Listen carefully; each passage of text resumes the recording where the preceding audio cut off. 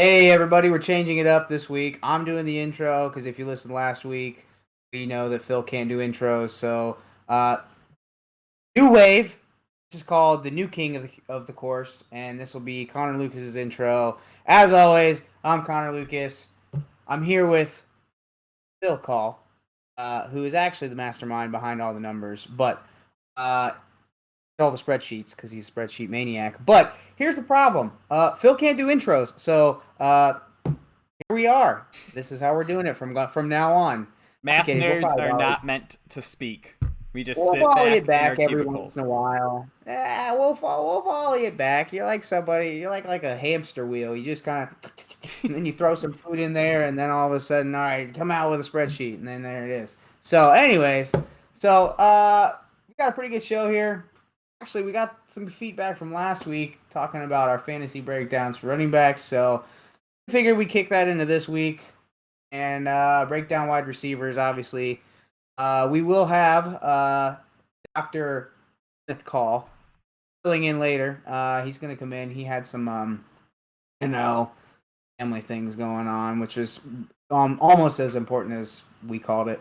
So we're going to go ahead and continue. Wide receivers has been a hot topic for us with our my views versus Jen's views. By the way, if you're wondering who Jen is, that's Ken, but that's also kind of the idea that he goes Karen, which is another meme if you follow memes. And so we've now nicknamed Jen. So it is now Jen Call. Phil, are you okay with that? I'm good. I prefer Jeneth Paltrow. Jeneth Paltrow. Okay.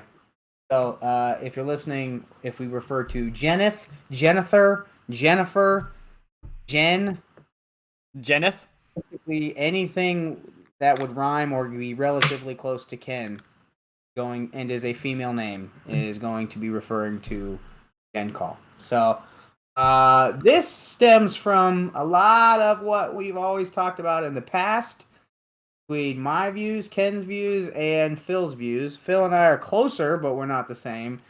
And Ken is pretty much off of the landing here. He's off the reservation on most of our wide receiver rankings, but we're gonna bring him in later, and I'm sure he'll blow up everything that we've already talked about throughout the show. But We'll have to bring um, up, our T. Higgins discussions once he shows up once again. That will never go away. I think we'll have to get a button, just like we have for Joe Burrow. T. Higgins yeah, is elite. mm, that would be enough. Ooh, that is a good one. And I say I believe in Joe and T, and not Joe and Jamar. That would be the That's hot. ultimate system. That We would can be the even get on ultimate the system. background of it. We can get T. Higgins mossing Jalen Ramsey with his hand in the face mask and everything. Yeah, and guess who was behind him watching the whole thing? Mar Chase. That's who was doing that. So I would say hmm, we've got some options. We've got some options. Let's start looking at those wide receivers, though. So Go ahead and throw that thing up there. I You gonna got share your screen? I have it all up on so that viewers can see it. Sorry, you can't. I can't mess with my All right, settings. okay. My computer's built away. You have to go to Google Sheets yourself. I'm in Anyways, there. I'm in there. Don't anyways, you all right, worry. all right. Real quick, we're just gonna start off hot. Number one receiver you're taking, Cooper Kupp, Justin Jefferson. I'm going Justin Jefferson. Justin Jefferson. I thought it was hot. All right, apparently that's ice cold. I this is redraft. Okay, let's set the stage here. Redraft, correct? Correct, redraft. We will always be talking about redraft. If you're listening, we will not be talking about dynasty. That's a whole different situation. If it's dynasty, there's no desire. I think there's no argument here. It's Justin Jefferson. But for redraft, uh, oh, I still think it's Justin Jefferson. I And love Justin Jefferson because in what I thought was a conservative offense last year, he was fantastic. And by conservative, I just mean they had so many chances to put up more points and they didn't. Whereas the Rams literally did everything they could to feed Cooper Kupp. If you want a safe pick, I say go Cooper Kupp. He probably has the higher floor, but I don't know. If I'm picking like 5 to 7 range, and I have the option between the two, I'm going to go with the high upside. Give me Justin Jefferson. I think he can be one of the guys. I don't know. He's Justin been Jefferson unstoppable finished 4. since the second he stepped on the field. Justin Jefferson finished number 4 last year in PPR. Oh, nope, sorry. That was standard. Let me switch to PPR. Dustin Jefferson still finished 4. Yeah, there's going to be a regression, I think, because we're talking about historically the greatest season ever in stats by Cooper Kupp. Triple Crown winner, the only one that he lost in terms of historical performance was to Megatron's, by like 100 yards? I think he was second. Maybe he even beat him. I think he did beat him historically, but he's got an extra game, so... Yeah. Every record gets broken, you know? We were sort of just talking about this already prior to the show. We were talking about catching guys on their way up rather than the way down. Pause very quickly.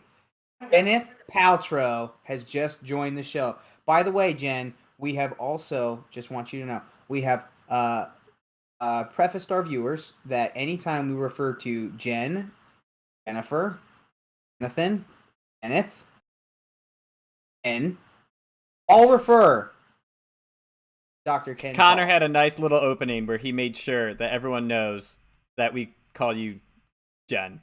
You know. I have to put a little parenthesis, him, her, on my title now. I want you to know. So just our viewers will know and they will not be confused.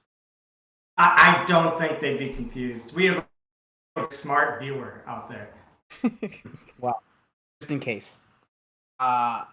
Anyways, back to the show. I would say we were talking about trying to, in fantasy, it is what have you done for me lately? You are trying to find guys that are going to peak at the right time. Like you're looking for a Justin Jefferson when he was drafted. Okay, nobody would have predicted him to be as crazy good. You're looking for a Jamar Chase who was a number 5 last year, but people were thinking he was going to drop out everything that was thrown to him because of camp drama. Cooper Kupp. You look at a Cooper Kupp and you say, what's changed from last year to this year? Nothing really. So he's still probably going to be as productive. Can't say nothing really because Allen Robinson is a total wild card. But that's why I say, if you look at it, take the whole thing into view and say, what has changed in someone's roster?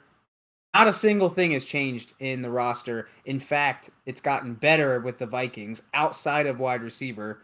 Didn't add any wide receiver competition. Added a better offensive coordinator, this is a good team. They lost by less than a touchdown in 8 games out of 10 or out of 17 last year. And you've now become a more pass-central offense. Those are all positives. And Adam Thielen ate 10 of his touchdowns last year. Adam Thielen's getting old. He's not going to do that again. Yeah, and so you have continuation with KJ Osborne, which, by the way, is a sleeper for me if you can get KJ Osborne late. It's almost like we're talking about wide receivers and you're on round 1, but you're at round 15, so why don't you wait? Yeah, but I'm just saying, sneak peek, okay? Anyways, Kenneth, we're talking about the first 2. Yeah, so you really didn't miss anything besides us making fun of you. That's fine. Really love Justin Jefferson too, though. I mean, I'm sure you guys already mentioned it, but change of philosophy. He's got talent around him, but he's still top dog.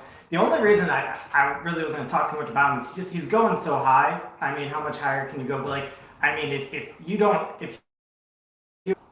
fourth and on, I think and you took him, I have no complaints whatsoever. Are you taking him over Kupp, though?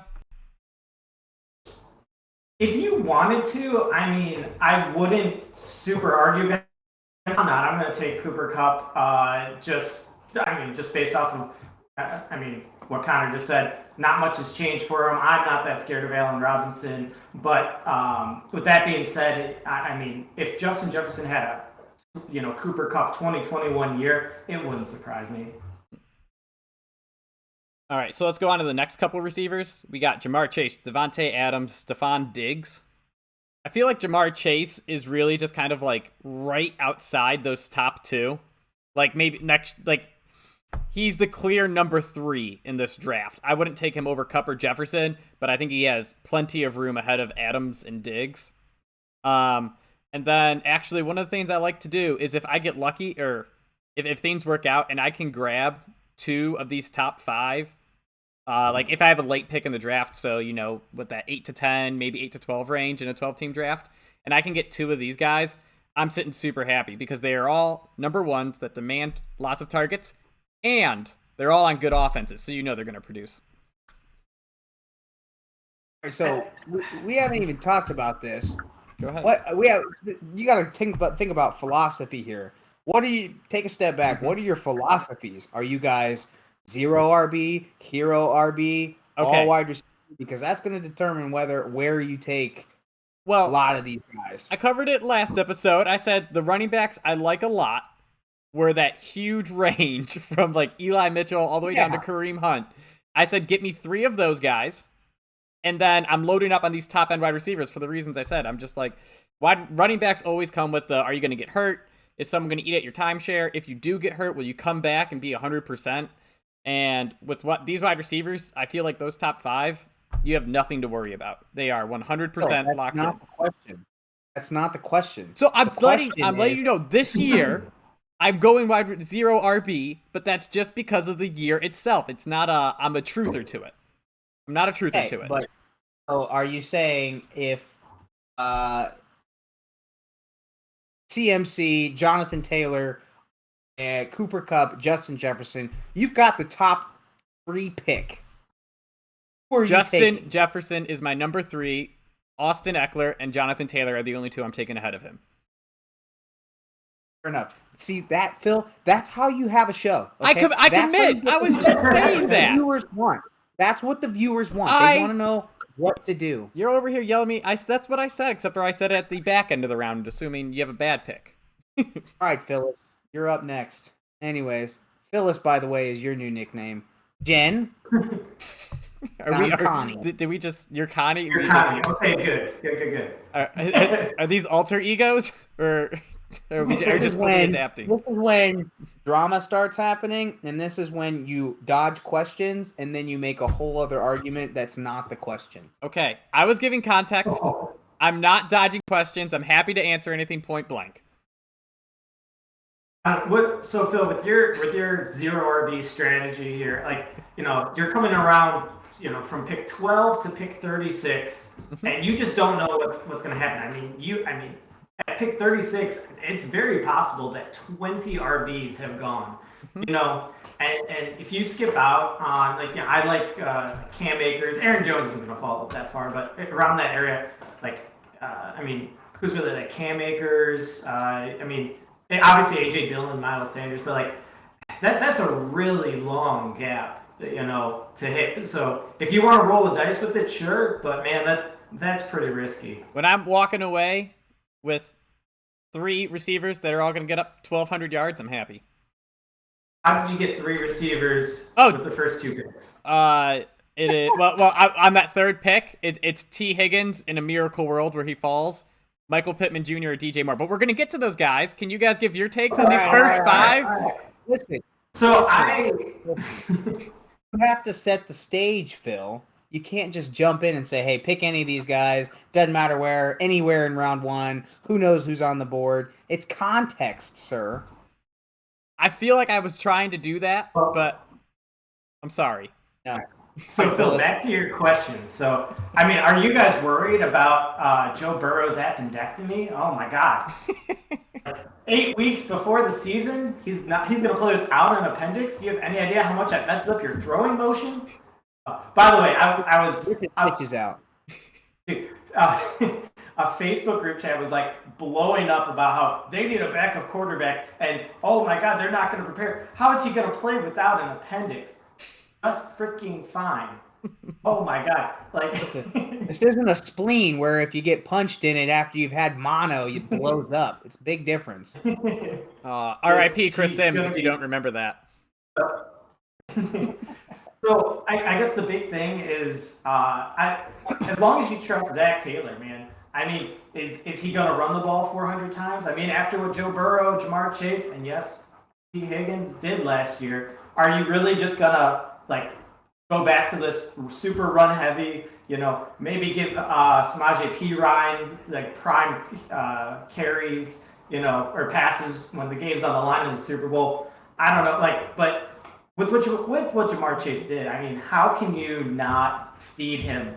I mean, he just showed he can hit every level. With the ball in the hand, he's dangerous. I mean, you got to trust that Joe Burrow is going to get his guys the ball. And so I'm actually, I was a little worried about Jamar Chase. I'm like, Joe Mixon's going to get, 250 carries. But no, at this point, it's all, volume's king, but also don't forget about talent. And Jamar Chase got it. I like him. And same thing with Devontae Adams. I'm not going to talk too much on it, but don't forget about talent. Devontae Adams, most talented receiver in the league. Derek Carr, he'll get him the ball. So if you like Devontae Adams over Jamar Chase, I don't care. All right, Connor, how about these three? Do you have any takes? I'm taking... So let's do this. After the first two rounds, I'm taking Devontae Adams. I'm taking Devontae Adams after both of those guys. Okay. I'm taking Devontae Adams. Definitely third out of those three. Diggs or Chase. Toss up. I say if it's PPR, I might actually take Diggs and then Chase. Because I think you're going to get... I don't know. Jamar Chase just has home run ability. Diggs isn't known for necessarily having, long home run, but he's going to get a ton of... he's going to get peppered with targets. And he's in, for example, let's see. The Bills were number 5 in pass attempts last year. And then you have the Bengals, who are number... I want to say in the 20s. I'm looking at a stat sheet right now. So you have to remember that too. So I'm looking at it. I'm playing the volume game mixed with PPR mixed with touchdowns here. Do you think that the Bengals stick to that though? I mean, with they what might Joe move Burrow up, did. But contextually, if you look at the Bills, they didn't do anything different that's going to make them go down. The Bengals may come up a little bit. But again, wide receiver room didn't change for them either. You people are blowing up Gabe Davis for a 2-game stretch there. Probably could come out and maybe steal some. But they got Jamison Crowder, who apparently isn't going to beat out Isaiah McKenzie in camp. So I don't think that's how good they are. Jamison Crowder's their 4. Yeah. I think I would probably take Diggs over Chase, but it is a coin toss. Adams, man, he scares me. Just not that much, but we're talking about the top tier. He scares me a little bit. Yeah. I was gonna say I'd take Diggs ahead of him, but now this next group where it goes CeeDee Lamb, Deebo Samuel, Tyreek Hill, now Mike Evans with the Julio Jones news coming in, Keenan Allen, AJ Brown. All of them, I don't want them, none at all. I would take if I got Austin Eckler in the first with one of those top 2 picks though, and then it came back around. I'm like, all right, cool. Give me, I'd want to take Keenan Allen too and just do the Chargers. Hopefully their Super Bowl team stack. But I don't want Mike Evans anymore because I think he's going to have too many games where he bottoms out. CeeDee Lamb is a good player, but I can't draft Cowboys. It's personal bias. I hate them. And then Deebo, Tyreek, AJ Brown, their offenses are just not what I want to invest fantasy capital in. One thing with Deebo, especially with Trey Lance back there. I mean, they're a team that they play a slow game and they're already run heavy. Trey Lance is gonna run the ball. He's gonna suck up some of those yards. Just with young running quarterbacks, like I just worry that there's just not enough to go around. And they have a good defense. They can win a lot of 21-17 games or like lower scoring affairs. Like I don't think there is a non-zero chance that they have a very steady offense that's not blowing people out. And so I love the talents around that team. I like Trey Lance for that, but man, unfortunately, it's just such a high draft pick for essentially a new offensive philosophy. So unfortunately, love the talent, but I'm out on Debo. I think all of these guys, again, context is key. If they drop past like the third round or something like that, they become value pretty quickly. But their current like average draft position, man, I mean, CD, I'm so torn on because he couldn't win the job outright and be the main guy with Amari. He's going to get Gallup back. Who knows what's going to happen with Gallup? Apparently, he's looking okay. Like, on his recovery, he'll probably miss the first 5 or 6 games. Jalen Tolbert supposedly looked good.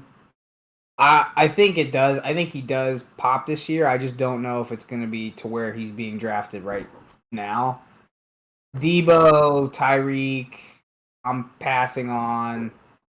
I think their offense looks totally different. I think you're gonna see San Francisco look like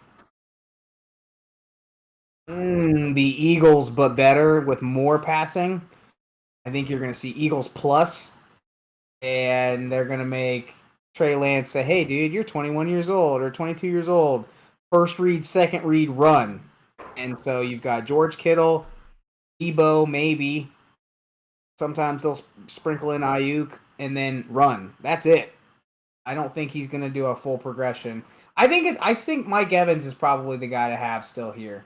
You're not worried about the Bucs being like, "Hey, we have so many good options. We're gonna." Did you guys talk about Julio yet? Not yet. Do you know who led the league last year by like 60 attempts? Tom Brady. Number 1, 713 attempts last year. Next was like 675. I don't think that changes. Tom's 45 years old. Do you think you're going to do that again? Absolutely. Yeah. Tom will say. Me too. Tom's going to say. Let me bulked up for the extra workload. Extra energy. Try to move him. He's a mountain. I just got a notification. He just weighed in at 244 or 245. So he cut down 16 pounds or whatever it is in a week. That is not healthy. I know. He's going to get hurt. He's going to get hurt now. So still think, by the way, shout out Rachaad White. Still draft him.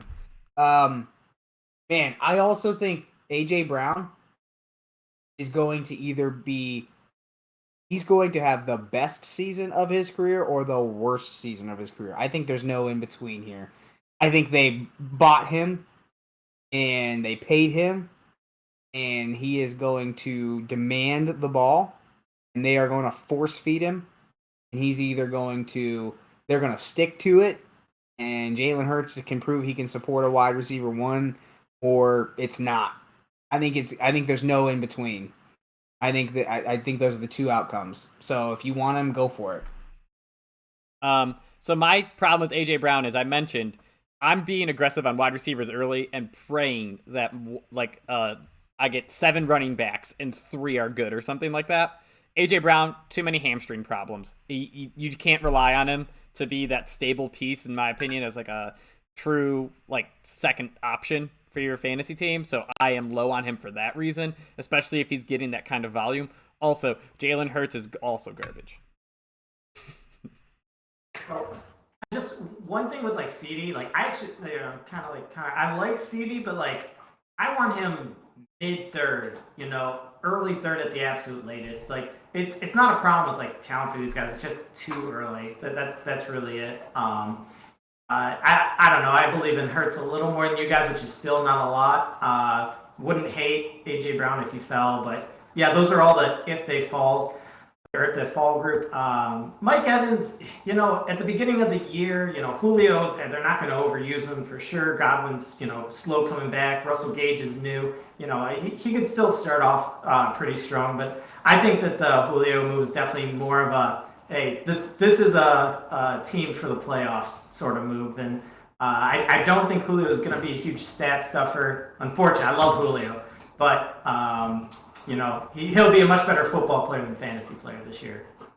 All right. So by the way, Phil, go ahead. If you get if you steal 2 of the first 7, and Keenan Allen drops, you're talking about the lowest of the low floors, or the highest of the high floors. I mean, this guy. I was gonna say is as consistent as possible. I don't want Keenan Allen as my 1. If Keenan Allen is my 2, I'm very happy. If I have pick 5 or pick 4 or 5 and I grab Justin Jefferson and then Keenan Allen's there coming around and Saquon Barkley isn't there, someone that we really liked last time, then I'll go to Keenan Allen or something like that. But I was just trying to say I'm not happy if he's my number 1 because of the lower ceiling. Same with Eckler doesn't have the high volume, who I would take it too. So really capping my team's ceiling. Yeah, but for a different perspective, if I want running back heavy first 2 rounds, I got Dalvin Cook, Aaron Jones, and Keenan Allen's there mid-3rd. I'm actually all for that. Yeah. So I'm okay with it at 1 as long as I got the 2 solid RBs. Yeah, great point. All right, so next group, we'll go T. Higgins down through DJ Moore, and I'll tell you why in a second. Because give me T. Higgins, Michael Pittman Jr., and DJ Moore all day long. Those are the 3 I'm dying for in my drafts coming around. In a perfect world, I get a stud receiver first. Then in the 2nd round, I pick up Saquon Barkley. And in the 3rd round, I'm getting T. Higgins or Michael Pittman Jr. And in the 4th round, I get DJ Moore. I'm super happy with that team. I think it has a high ceiling, lots of touches, lots of volumes, all number 1s on offenses that I think are going to need to throw. In terms of the other guys, I don't want Jalen Waddle. Don't like Miami. Don't like Pittsburgh. And I just don't like the quarterbacks for any of the other teams. So I just want to try to avoid those when I can get a better offense with a better quarterback.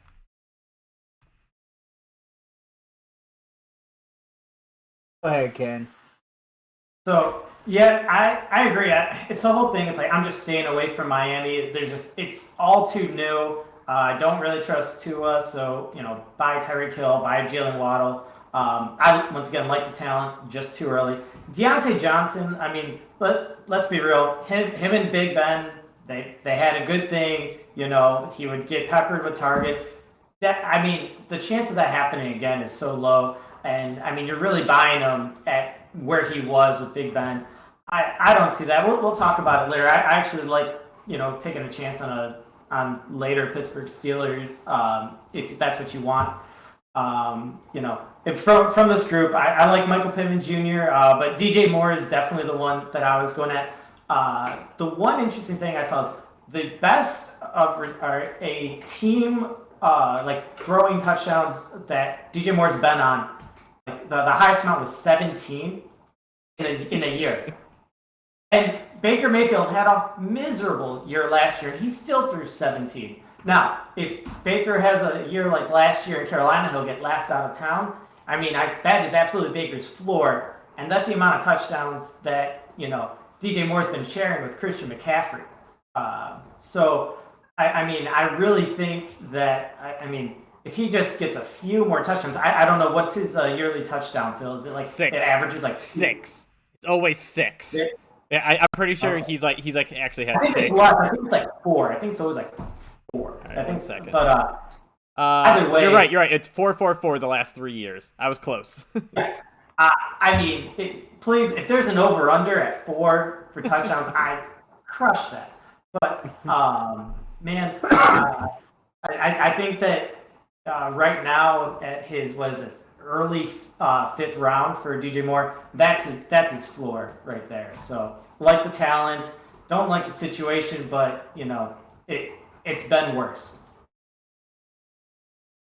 Where's the end of this one, DJ Moore? Yeah. Yeah, I would. I'm crushing Michael Pittman. I'm crushing DJ Moore. Terry's probably about right. I I'll go DJ. Terry if DJ Moore isn't there. If it's like Yeah. of the rest, I want Terry over all the other guys. I think he has I the would best situation. I would still fade him just because Wentz is so awful. But look, you're competing with Mitch Trubisky, Tua, and the quarterback of the Seattle Seahawks. I'm not naming one, so that's how bad they are. By the way, Matt Rule came out and said Sam Darnold and Baker Mayfield are actually competing right now. Yep. So Sure they are. Yeah. It's a competition, but Baker already won. We've watched them play. both of them were first round picks in the same draft. Yep. Top 5 So picks. was Josh Rosen, man. So the draft capital and money is probably a wash. No, I guess it's it doesn't no, matter. because Baker ate salary to go there, so the money's with Sam Darnold. He makes more. I think Michael Pittman has the best chance to jump 2 tiers. I think he could be up there ahead of all of the guys that we don't like in the middle. Yep. Because he was number 3 last year on win rate, on total route wins, zone versus man. He was the route wins was number 3, route win rate 51% is number 4. I mean, win rate versus man number 8, and by the way, he was like Wentz was like 32 out of 32 quarterbacks in terms of catchable balls or something like that. Like advanced stats, like the worst. Mm-hmm. So same thing with DJ Moore. Both of those guys, if they get even marginally better at quarterback, they have the potential to be top 10 guys. Completely agree. And the funny thing is, it's like I feel like Matt Ryan is just perfect for Michael Pittman in terms of he's good at finding his number 1 receiver who's going to be open and throwing it to him. He had years of practice, and they play indoors, so it all works out well. Plus, I don't think there's a lot of good corners in that division, so all good signs for Michael Pittman. All right. Wentz had 3,500 yards, 27 touchdowns last year. I mean, how much better is Matt Ryan going to do than that? I'll get 3,600. I'm kidding. All right, so let's go on to this next group. We'll go from Mike Williams down through Michael Thomas, just because I love Michael Thomas. We'll throw in Allen Robinson. Amon-Ra St. Brown seems like a good stopping point. All right, so guys I like in this one are going to be the number 1s, in my opinion, on their team. That's going to be Amari Cooper, Cortland Sutton, Brandon Cooks, and if you're feeling frisky, go get Michael Thomas and pray that he can be a number 1 again. I stand by. He's an A-plus receiver still. Round 6, if I have 2 running backs, 3 wide receivers, then I'm absolutely taking the flyer on Michael Thomas. Stop standing by that. I will never let go. Jameis Winston, one of my favorite quarterbacks. Well, not one of my favorite quarterbacks, but I love me some Jameis. And now they have their top 3 receivers all would have been the best receiver on their team last year. Think about that. Jarvis Landry would have been their number 1, Chris Olave, or Michael Thomas. That's how bad they were last year. And they were still a borderline playoff team. So, I believe in the Saints.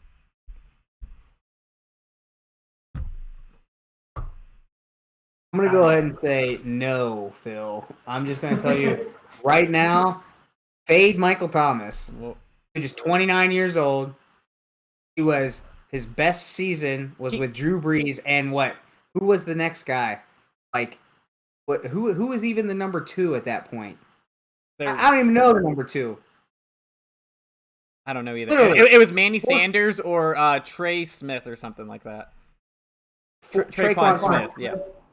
So force feed the ball to literally anybody else, and you're in trouble. So they said, "Yeah, we're gonna go to Michael Thomas." Hurt the last 2 seasons.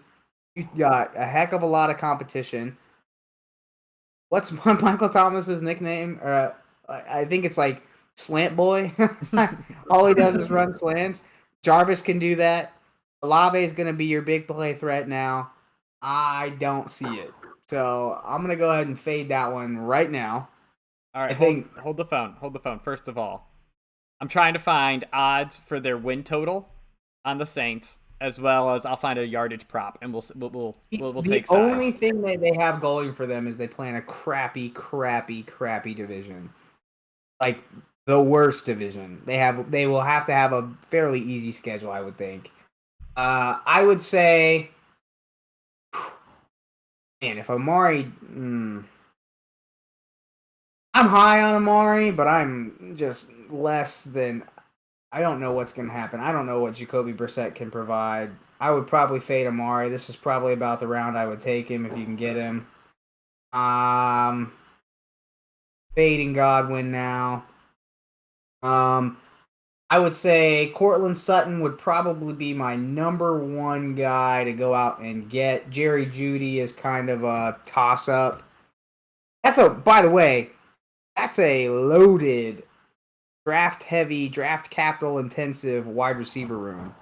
A.J. Hamler is a second-round pick who's been hurt. Cortland Sutton is a second or third-round pick. Jerry Jeudy is either a first or a second-round pick. I don't think that they're going to be biased just because Jerry Jeudy is all talent. He did have a good stretch there for like half a game, which is great for Drew Lock stats. He flashed. Marquise Brown, by the way, has got a hamstring injury already in camp. You're looking for value. If your team has 2 or 3 stud wide receivers up above, get Brandon Cooks. He's just going to provide value. He's very similar to like a consistent version of who did we say? Oh, Keenan Allen. Now, guys, I'm fading in this area. If you got options to go get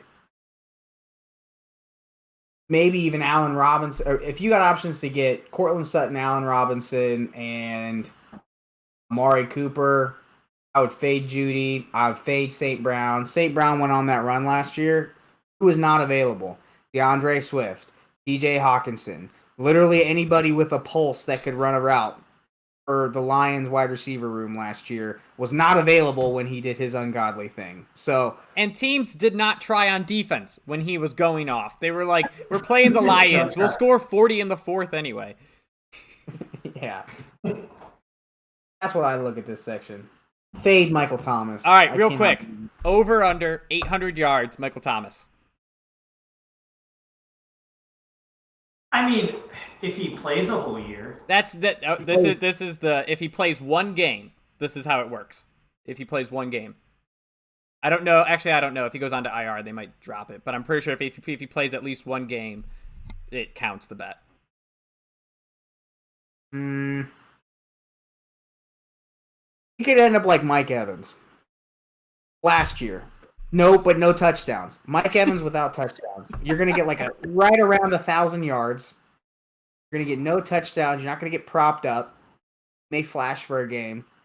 But then he's going to end up right around the 50 to 75 range. Barely get over 1,000. Barely be a wide receiver 3. In PPR, when he gets 10 catches for 75 yards, you're going to look like a fool because he's putting up 17 points a week. All right, when Jarvis does the exact same thing, I'm going to say, Phyllis. Ken, you're burning. You're burning up over there. Say it.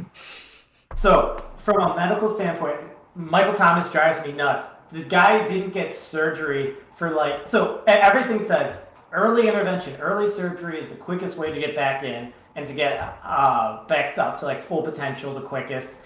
He did get surgery for like 9 months. It was something ridiculous. It was like, and then when I heard he did it, it's because he had like a setback. It's like, no, like that should have just happened. You know, if you have a season-ending injury, just get the surgery. You know, you get the whole offseason to get back.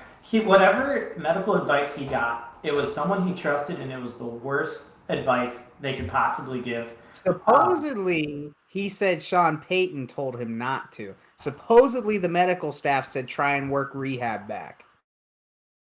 That's what he says. Sean Payton doesn't work there anymore, though. See? He was blowing the ear. I heard the exact opposite. I heard that he kept getting like the second opinions, like for him personally, like no. Somebody was in his ear. long story short, I mean, he did this the worst possible way. Usually it's like, hey, one injury, 2 years to get back. Like, you wouldn't worry about a re-injury. But no, I would take the under because for some reason, I just don't think if he ever gets back up to top speed, he's going to re-injure something. I'm not buying Michael Thomas. Like I said, if you have a roster that you are happy with and you're like, we can take a flyer, I'm taking him. I believe in Michael Thomas. The sixth round is too early to pick a flyer up. You're right. It'd probably be like the 7th round. He's going mid-6th. He'll fall. Don't worry. But there'll be some bad training camp news. By the time you draft, he'll be going in the 8th, and you'll just get a steal. By the way, I'm taking Allen Robinson in this section. I was gonna say, yeah, coming up next. Did I say this? This goes to Allen Robinson. Man, I said that. Oh yeah. Yeah. By the I think we all are in on Allen Robinson. 100% Allen Robinson. I said it weeks ago. He has the talent to be an elite receiver. Unfortunately, he's pushing 30, so he probably won't ever actually show it. But with a legit quarterback, I'm so excited. And I like the way that he complements Cooper Kupp better than Robert Woods. They both attack the same part of the field. Robinson can play one-on-one outside when teams focus Kupp and get a lot more big plays and touchdowns. A lot of it for me is just trusting McVay. Like, give him pieces and he'll make it work. Kind of the exact opposite of Zach Taylor. Like, give me all the pieces and I'll put the wrong ones in, but it'll still kind of make sense. But no, like, he's gonna use them well. He's gonna get Allen Robinson these outside man-to-man, one-on-one coverages. That's why all in on the Rams. Matt Stafford, 2nd year working with them. It's only gonna get better. Yeah, no. I'm in on the Rams. All right. Now we got a nice chunk of receivers here that I think all play very similar roles. We're going to have Amon-Ra St. Brown down through Juju Smith-Schuster. You're talking, a lot of maybe number 2s on receivers, slot guys, not in great positions from a fantasy perspective, but again, this is the middle of the rounds.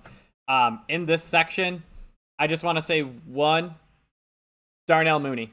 I love him because I love Justin Fields. I think if you need a guy late, he'll be a number 1. He'll get lots of targets and it'll work out.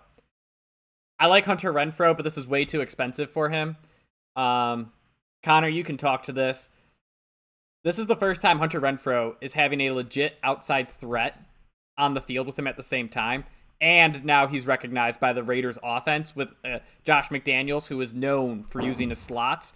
So I think people are expecting regression, which they should on his touchdown side. But I also think he's going to be better than like what he showed last year. I guess new system, better tools around him. I think better opportunity there. And then lastly, Juju Smith-Schuster. I love him. Don't draft him. Do not draft him. I personally just like Juju. You said you love him. What? Oh, that's because I got him the year, like in like the 5th or 6th round when he had 1,500 yards. Like, I love him for that. But also, don't draft him. I want the other KC receivers going later in the draft is going to be my point. Real quick, and I'm going to add one receiver to this just because you said take a ticket on Michael Thomas. If you're doing that, taking on him in the 6th, I'm for sure going to try and take DeAndre Hopkins in the 8th. Now, especially if your league has an IR spot, no, a suspension should not count as an IR spot. But guess what? It does in your leagues. Just deal with it, guys. But DeAndre Hopkins, if you have that extra spot, I'll take him too. And I saw him here 8. Like, I've seen some mock drafts where he's going like 9th, 10th round. Like, I mean, he's dropping a bit. If you have that extra spot, absolutely worth it. But Phil, take a ticket on him and not Michael Thomas. For the record, if I'm buying a ticket, it is on DeAndre Hopkins first because I know he'll be healthy when he comes back week 7. All right. For the record, in my mind, neither of them get past or this like round 7. They're both there. I would take one, and then if the other one's there in round 8, just load up on them. Or not. That is not canon for the show. Do not take that advice. I think. Phil, stop telling us what not to do. Yeah, just don't listen to anything you've said so far. I think Mooney has chance to jump up into the Mike Williams, Amari Cooper tier that high in terms of production. Probably, I think potentially top 20. I mean, there is opportunity, and he is going to have a lot of it. You said, I love Justin Fields. I'm like, as a passer? No. Not yet. No. As a football player. He's got Deebo Samuel in him. For sure. But you have a young quarterback who can't read yet a defense. What are they going to do? Lock in on a number one. And that's what he did. And he did that. And Darnell Mooney was a dog last year. And I don't think that's going to get worse. Because they brought in Byron Pringles and a 25-year-old rookie. So I'm going to go ahead and N'Keal Harry. Yeah, okay. I mean, there is legitimate fear for me that N'Keal Harry, after that trade, is their number 2 receiver. That's how bad their receiving core is. I mean, you got Cole Kmet too. I think Cole Kmet has a good year. That's my tight end. I want like him. Cole Kmet, yeah. I would say fade Juju hard. You haven't heard a single thing out of Kansas City saying, "Man, Juju's got a great camp. He's having great chemistry." Nobody's saying that with Juju. I actually like Elijah Moore. I'm not as afraid of Garrett as other people are. What about Zach Wilson? I am deathly afraid of Zach Wilson. Yeah, me too. But again, marginal step forward. If Zach Wilson isn't the second worst quarterback in the NFL, only behind Wentz last year, only in front of Wentz last year, you get Elijah Moore, who went on a huge streak, and you could have a complementary thing where I think they'll use them interchangeably. I don't think Garrett's a true outside guy, and I also don't think Elijah Moore is a true inside guy. So I think you've got the opportunity to have them both perform well. Renfro, man, he's about right to me because I think McDaniels loves the slots. I mean, you could historically look at like an Edelman or Randy Moss for Devontae Adams comp and see what those guys kind of do. But yeah, I think Renfro is probably about right. And if it's PPR, I'd probably take him here. All right. Darnell Mooney is in year 3 of 4 on his contract. That means if he has a good year this year, they'd pay him big with the way the wide receiver market is going. So, getting paid is a great incentive to play good football. Yeah. I don't know. Just one thing with him. Last year, if you guys remember, his best games were with Andy Dalton, not Justin Fields. Like, he just could not, connect deep with him. And then he weighs 173 pounds. I just don't know how much he can, take as a number 1 target. I don't know. I guess it's more of a I'm not convinced. I'm not convinced with Justin Fields and the Bears offense. Besides Cole Kmet late, I really don't. I want as few pieces of that offense as I can get. But the Juju thing, now you talk about following the money. He got a 1 year, $7, $8, $9 million contract versus MVS, who got a 3-year, $30 million contract. Yeah, definitely staying away from him. All right, let's go on to this next group then. I don't know if Justin Fields was out for every week that Darnell was. Not every, but his stats were much better with Andy Dalton. Yeah, it's almost like Andy Dalton actually was a Pro Bowl quarterback and knew how to play football, and Justin Fields, it's like Nagy had me as the backup and didn't even help me at all in any way and try to make life easy for my, franchise. It's the same guy. I'm just saying he needs to step forward. I just don't like that offense. Who's their coach now? Is it someone who's better? It's not Lovie Smith. No. That's Houston. Who's the coach of the Bears? Bears? It's a defensive guy, I thought. It is a defensive guy. Yeah, that's not great. All right, let's look at these next group. This we can Matt Eberflus, of course. Matt Eberflus. I can't remember where he's from. Colts defensive coordinator last year, nailed it. All right, so we got Devonta Smith down through, we'll say like Treylon Burks. So here, give me all the Rashad Bateman if I can get him. Number 1 receiver. I don't expect the Ravens to throw as much this year because, they will actually have healthy running backs instead of picking up Le'Veon Bell off the street. So, yeah, I am high on Rashad Bateman. Don't even look at Tyler Lockett because I think he's going to get open deep. And I can't wait for Geno Smith to underthrow him by 30 yards or Drew Lock to overthrow him by 30 yards. And then Robert Woods, I wouldn't touch with the 10-foot pole because he's like 30 coming off an ACL tear. And I just don't want that on my team. So this group here, like Devonta Smith, Rashad Bateman, Ayuk, Robert Woods, Chase Claypool, Drake London, I love the talent, man. This is the, man, I hate your situation so much, and you're falling a lot because of it, but I love the talent. Rashad Bateman definitely showed flashes last year. If he gets, even a little bit of what Marquise Brown had that opportunity last year, he's going to do, I think you talk about jumping tiers. He's, where are we at? Mid-8. I think his floor, I think, is like end of the 6th round, value. So definitely as you can see, the ECR versus ADP, he is going wide receiver 37 and is ranked wide receiver 27. So experts love him. Okay. This is where I would start taking shots. I'm all in on Bateman, just like you. I'm all in on London and Burks because I think you've got a crappy quarterback and a bad team. Atlanta's probably going to be the worst team in the NFL this year. But Treylon Burks, if he's healthy and in shape and all these other things. That is such a bad report to have. You show up as a rookie, and they're like, yeah, we're expecting you.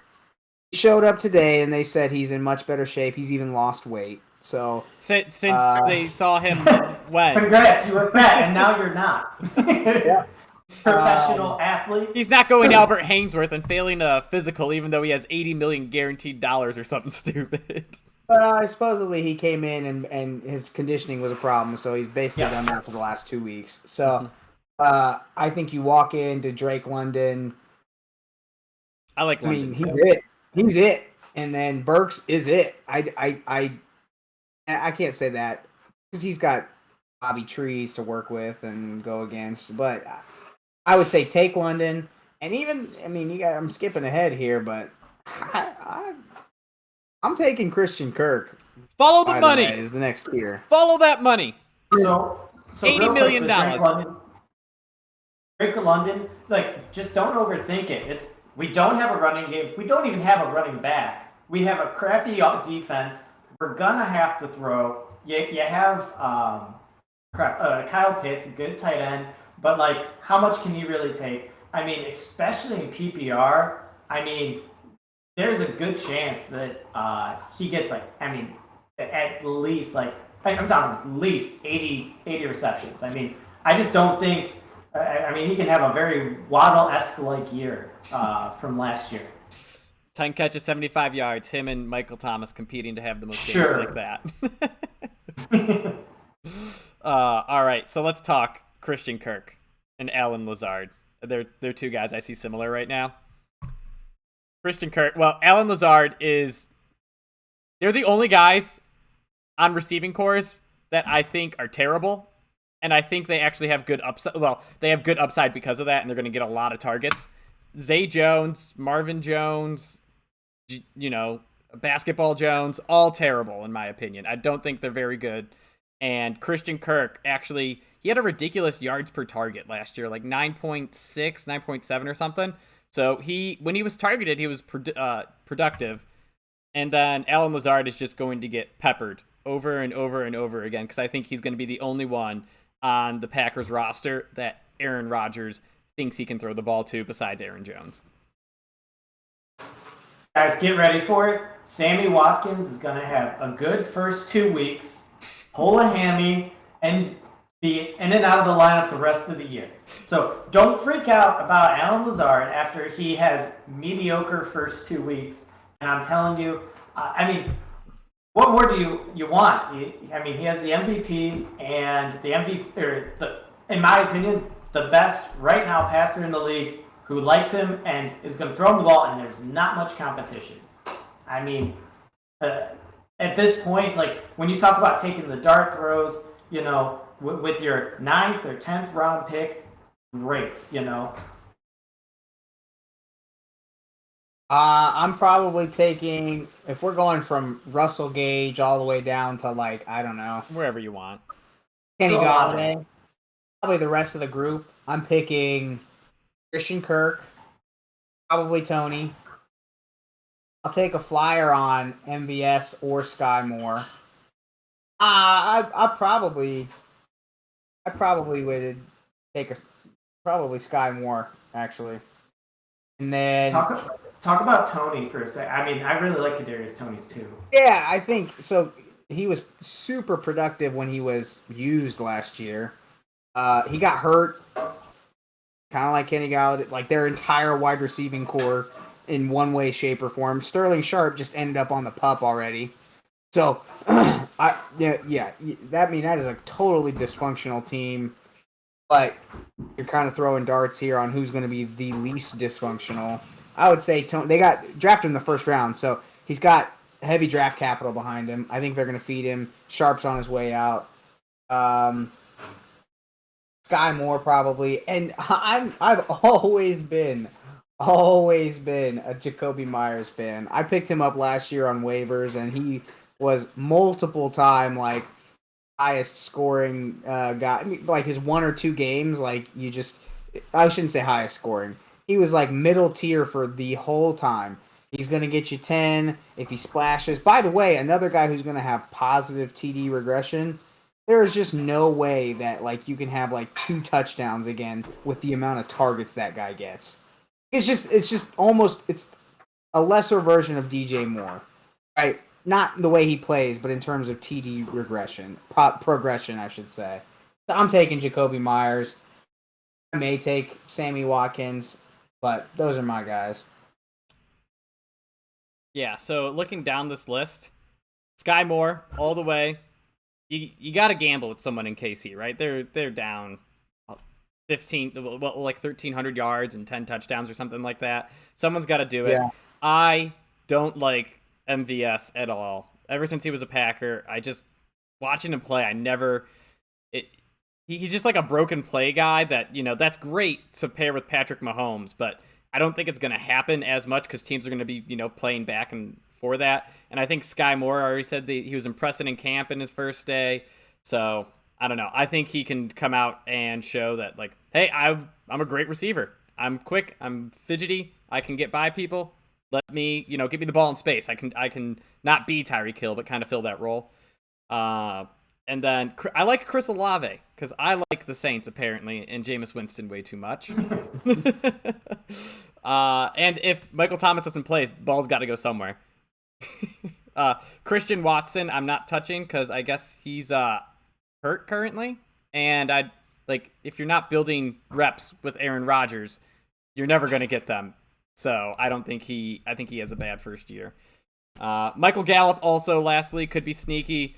If you hear more and more that he's not playing the first couple of weeks, he's a guy I like to store on my bench. Realistically, your top 8 picks are going to be your starters. So who cares if Michael Gallup's sitting on your bench for 2 or 3 weeks?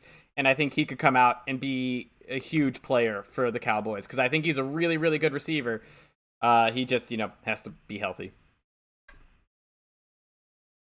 My only thing with Gallup, it's just he just got hurt way too late in the year. It's really the second season when you return from an ACL where you really look like yourself again. So I just don't like to start with a guy who's starting off so slow. It's kind of the same thing with Godwin. Love the talent, but I just not a fan of them coming off of late ACL injuries. All right, and if you close the show, if you want some Hail Marys, I was about to say let's get these like third and fourth string receivers that are gonna come out of nowhere. We're talking like last picks here. Yes. No, you pick them up after week 1. That's where we're at. You can find these guys on waivers. I would take Josh Palmer, number 3 potentially in probably a top 3 offense. I would take Nico Collins, and I would take Nick Westbrook-Akeen. Those are my guys. I like Nick Westbrook-Akeen. We talked about how I'm scared of Tennessee wide receivers. That means he's the best by default. All right. My big ones. Donovan Peoples-Jones. You're a homer. Shut up. No. He is a legitimate deep threat. And if Deshaun Watson gets on the field, he could be a great pairing with him. The Will Fuller. Baby. Pick him up. No, hey, time out. If you're going to talk about Donovan Peoples-Jones, why don't you just talk about Will Fuller? Because Will Fuller doesn't have a job. Proving it. Yes. And then lastly, Julio showed anything can happen. Lastly, Tim Patrick. He has been a thorn in the side of all Broncos receivers and fantasy owners. I remember getting Cortland Sutton being like, this is his time, and Tim Patrick always eating at that target share. Jerry Jeudy got hurt last year, but he's just one of those guys that's David Bell. I'm mad at you. You didn't even say David Bell. He's hurt. And I'm low on the Browns offense. He's their number 3 receiver. I'm guessing they're gonna have 2 productive receivers, not 3. Yeah, it's not gonna be DPJ. It's going to be DPJ. They're Real quick, if you're picking dart throws, I mean, definitely do it. The younger breakouts. It's rookies, second year, maybe. I mean, second years actually break out a little more than third years. I was listening to it, but anyways, the ones I like from this group here, the wait and see what they do after week 1. Rondale Moore, see if he gets targets further than 2 yards off the line. Jalen Tolbert, I guess reports have been pretty good, but I also like Josh Palmer. Man, I really want to talk about Julio right now. What a letdown. All he did is peck away at the fantasy years of Mike Evans, Russell Gage, and Chris Godwin. Yeah. That's all. He had so many chances to do something else. All right, so there you guys have it. Top to bottom, how you should be drafting, and late round flyers that are going to turn out to win the league. Go grab Michael Thomas. He's going to be a league changer. Oh, stop saying stuff you don't believe. Pick him up off waivers. Exactly. When he's dropped on the waivers, go pick him up and he'll win you the league 4 straight 100-yard games to end the year. It's going to happen. Hurt players who aren't actually out, you can't put them in the IR spot, ruin your team. And you're just talking about Michael Thomas right now. Yeah, he's gonna be questionable every week of the year. Every single week. I still believe he's worth a mid or late round flyer. So I'm out.